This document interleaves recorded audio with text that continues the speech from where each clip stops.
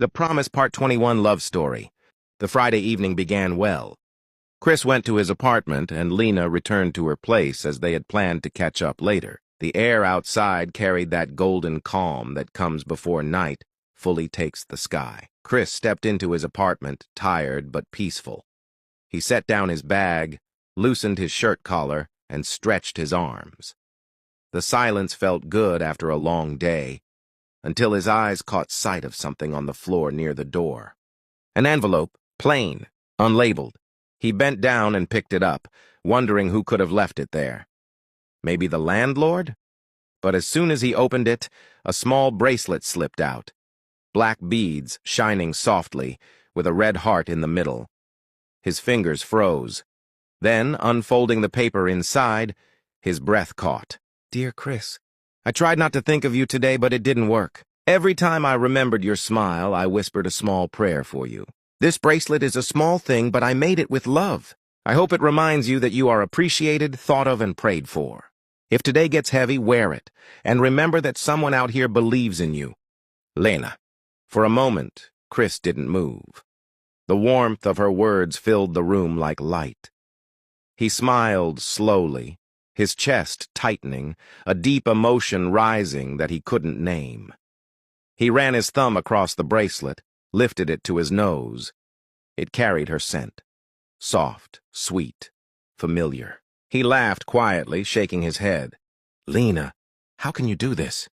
Without thinking, he took his phone and began to type. Chris. Thank you so much, sweet Lena. You have no idea what this means to me. Your gift, your words. They made my day brighter than you can imagine. He hit send and leaned back, still smiling. At that moment, Lena was home too. Her phone buzzed. When she read Chris's message, her lips curved into a wide smile that warmed her whole face. She held the phone close to her chest, whispering softly, You're welcome, Chris. She headed to the kitchen to grab a glass of juice because she was really hungry. While she was there, she started thinking about what to wear if they decided to go out tonight. She wanted to impress Chris, and that made her very aware of how she looked. Meanwhile, Chris was getting himself refreshed. He opened his laptop to check for any updates. On the screen, he saw a message from Commissioner Ruiz that said the code was complete. Earlier that day, Chris had done a background check on the people in Lena's life before he showed up. That's when he stumbled upon some information about Maria. But he had also looked into Mr. Lee, the man who owned the cafe where Lena worked. Everything he read confirmed what his heart already knew. Clean record. 20 years in the U.S., 4 years waiting for citizenship. No criminal past. Just a humble man holding on to an honest dream. Chris frowned slightly, wondering why someone like that would still be waiting after so long. Then he picked up his phone and sent a short message to Commissioner Ruiz, his old contact, and the only man who understood that, when Chris asked for something, it wasn't a favor. It was justice. Chris had full confidence in Commissioner Ruiz, and everything went smoothly. He mentioned to Ruiz that Mr. Lee's positive feedback should be delivered today at the restaurant address he had texted him earlier, sometime between 5 and 6 p.m.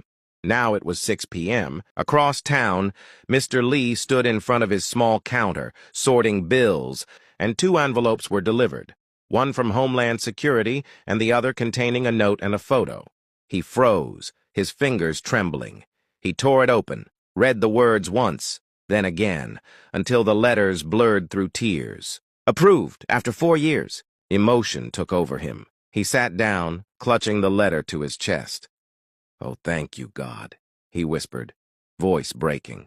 He then tore open the second envelope and was hit with the shock of his life. Thanks for being such a caring and wonderful person, signed sincerely Chris, it read. Inside was a little picture of him, along with his new address. Just come by, I'll be waiting for you. Mr. Lee couldn't hold back his tears. They just kept coming. He had been on the verge of giving up after waiting for what felt like an eternity. Not knowing what to do next, he had surrendered everything to God. Then he grabbed his phone and dialed Chris's number. Chris, he said, breathless. Please, I need to see you, sir. Chris paused at the word sir. That told him everything. You got it, didn't you? He said calmly. Yes, Mr. Lee replied, voice trembling with joy. Please, can I come to see you? Of course, Chris said quietly. Come to my place. That evening, Mr. Lee arrived at Chris's new apartment. Chris, he said, voice cracking. I don't know how to thank you. I've been waiting for 4 years, and now this. It feels unreal. Chris motioned him to sit, his tone calm and kind. You've earned it, Mr. Lee. You didn't deserve that delay. I just made a few calls. Mr. Lee sat down slowly, overwhelmed. Why would you do that for me? Chris leaned forward. Because you've been good to someone who means everything to me. Mr. Lee blinked. Lena? Chris nodded softly. Yes. You've treated her with respect.